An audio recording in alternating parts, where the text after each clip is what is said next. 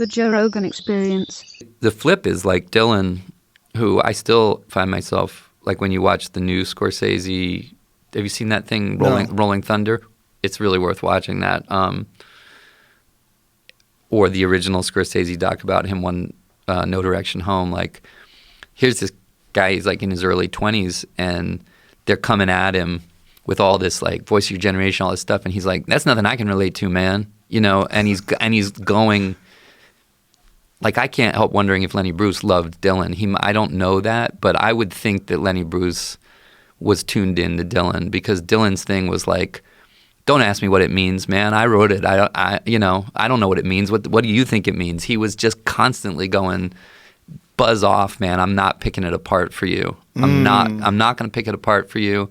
I'm not going to like buy into this stuff you're putting at me. And how did he have, he was 21 years old. Like, who resists people falling all over them to call them great when they're that age? Right. Nobody. Right. Nobody has that kind of like sensibility to go, everything you're bringing at me is going to be bad for me. And wow. It's like, if you watch those interviews with him when he's that age, it's pretty astonishing, because to your point, like, you're like, oh, thoughtful act, whatever.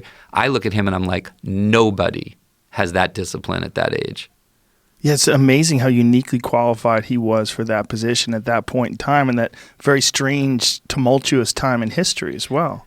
And not only that, right at the moment that like Joni Baez brings him out on the stage at the Newport Folk Festival and basically goes, this is the prince. I anoint you. He's the one. He's Neo. He is the one. And the next year, he doesn't even take 1 year to go, let me just lean into your love. The next year he comes with an electric guitar and plugs it in at the Newport Folk Festival, and people start screaming in agony, like going, what are you doing? Like, you're Bob Dylan, you're the king of folk, you can't plug in a guitar. And people are like running to try to cut his cords with an axe in this thing. Like, that's how much of a betrayal. And he's like, there's people yelling traitor at him, and he's going, I don't believe you. You know, I think you're a liar. Like, and he's turning around to Robbie Robertson and going, play it loud. I mean, the guy is so punk rock. Wow. He's so totally punk rock. He was as punk rock as anybody ever. I think he probably had to be, just to resist what they were trying to box him into. Yeah, but there's never been anybody who was more like, oh, you like what I'm doing? I'm gone. I'm over here. Like, enjoy.